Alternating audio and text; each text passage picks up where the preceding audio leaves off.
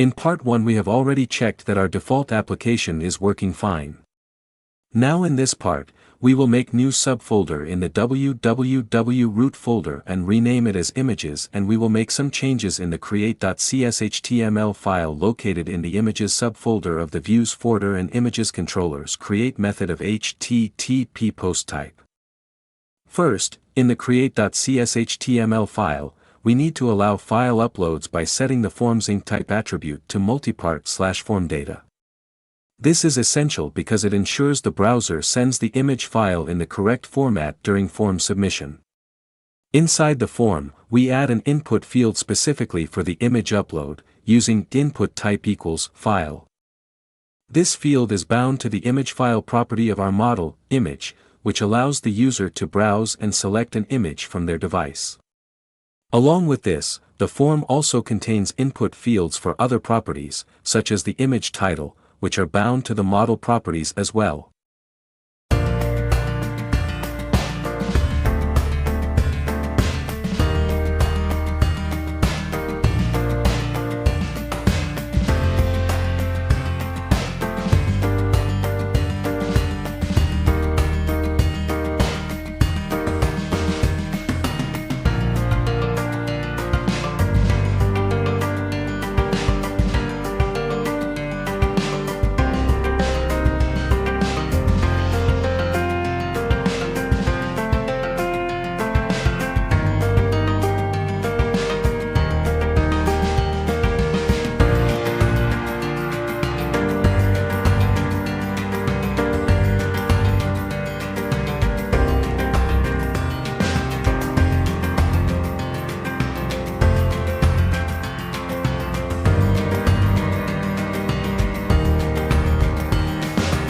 iWeb Host Environment is an interface in ASP.NET Core that provides access to information about the environment in which a web application is running.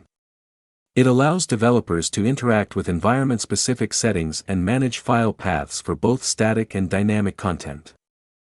This interface plays a key role in handling application configurations that vary based on different environments, such as development, staging, or production. So in the images controller we will modify the constructor for using this interface.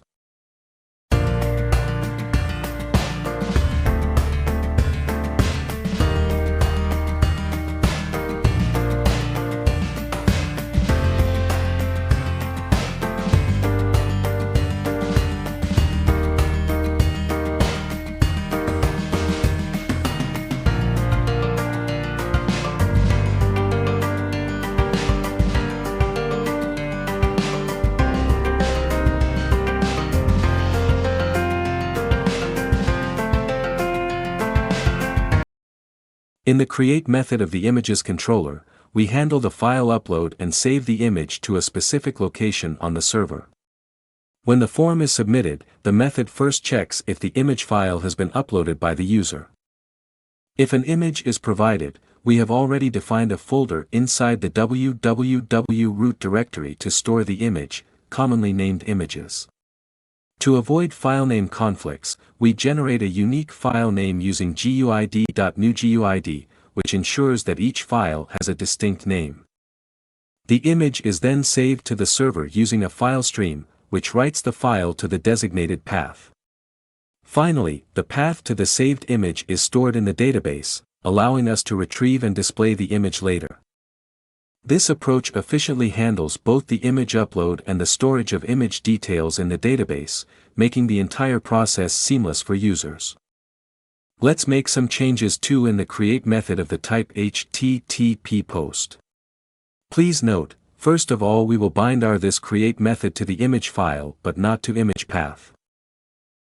Up to now we have made all the appropriate changes in our project to store the title and the image name in the database and image itself in the images folder. It is time to check the functionality of code by running the application.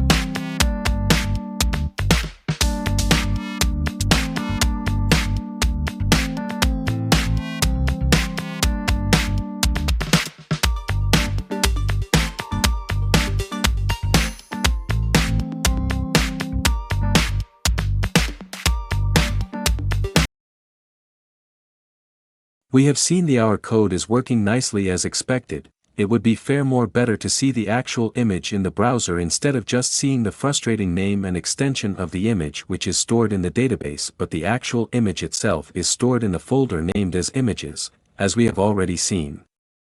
To complete this task we will just make a little change in the index.chtml file which is located in subfolder images of the views folder.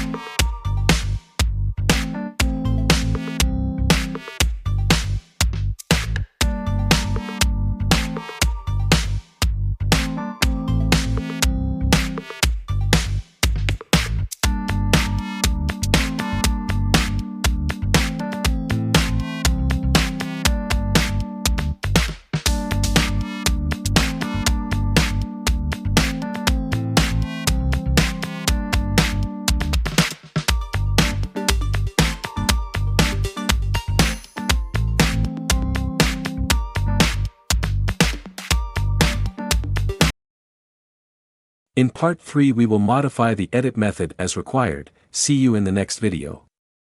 Thanks and bye for now.